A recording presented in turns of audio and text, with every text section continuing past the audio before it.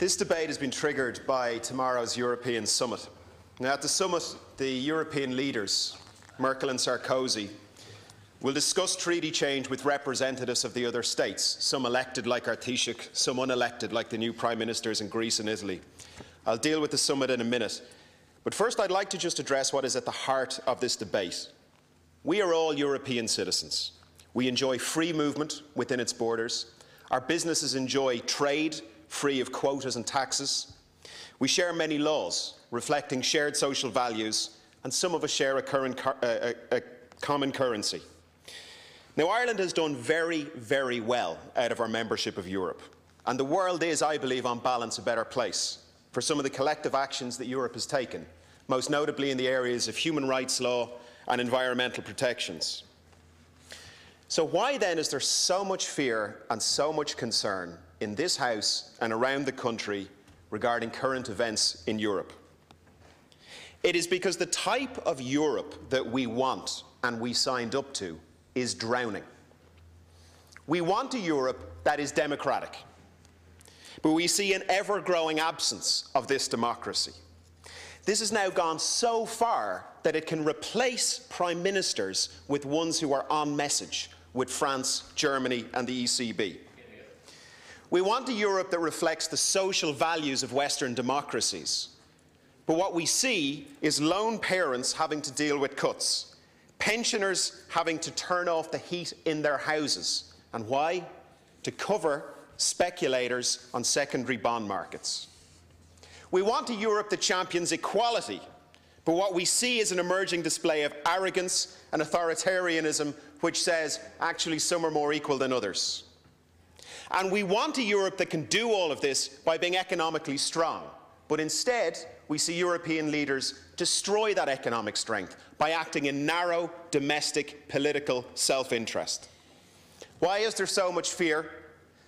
Because when the people of France and the Netherlands voted democratically against the European Constitution, that choice was taken away from them. Because when we in Europe were convinced in part by Sarkozy to vote yes, because we were the only people in Europe whose rights were protected by our own constitution, he came to this country and he gave us his word that corporation tax would never, ever be on the table.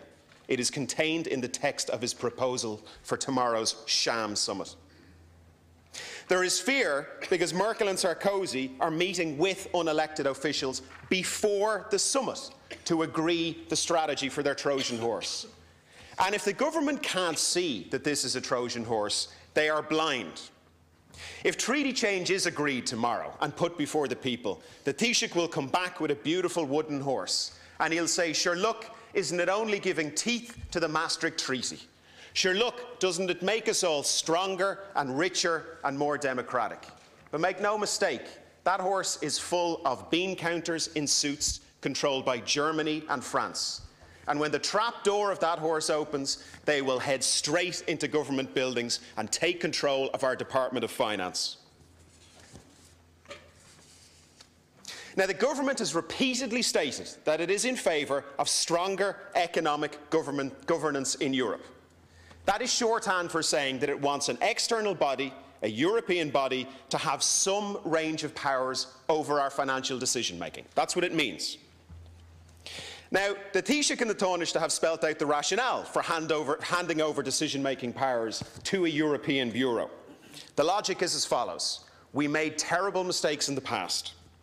If only we had masters in Europe to enforce prudent fiscal discipline upon us, we wouldn't be in this mess. 2 minutes. Now, I can understand why the government believes this.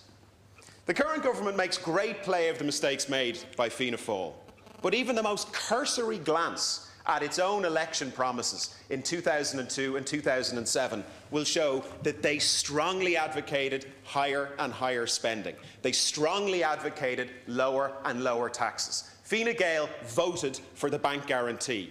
Both parties are implementing the guarantee.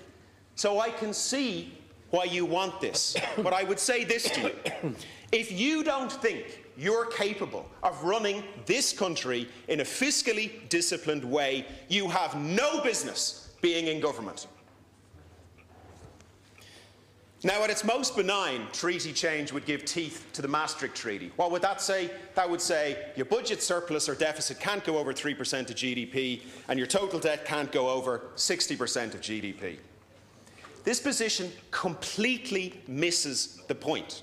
During the bubble, we ran a budget surplus year on year. During the bubble, we had one of the healthiest debt to GDP ratios in Europe. So signing up to this sort of treaty would in no way have saved us from what happened. Now, the government may not understand this, but the French and the Germans understand it. And that's why their proposal goes far, far beyond Maastricht, including corporation tax.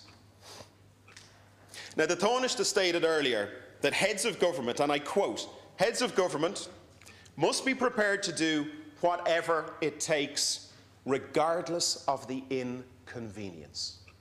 Regardless of the inconvenience. I say shame on him for that language. He referred to the Commission as being the guardians of fiscal discipline. I say that's your job. He stated earlier that European leaders would do whatever it takes to save the euro, whatever it takes. Does this include smothering democracy? Does it include turning off the heat in pensioners' houses? Does it include surrendering our sovereignty less than 100 years after we got it? Now, maybe there are some things which should be fought for no matter what it takes, but being members of a currency union run by incompetent ideologues is not one of those things. In conclusion, I would say this. The treaty changes being proposed have nothing to do with saving the euro. All of the tools required to save the euro are already in place. Those advocating treaty change are refusing to use those tools until they get what they want. Treaty change is about a goal of furthering a federal Europe. Maybe that is something we should have over time, but absolutely not like this. I would call on every member of the House to vote for our motion. I commend the motion to the House. Thank you. Thank you, Deputy.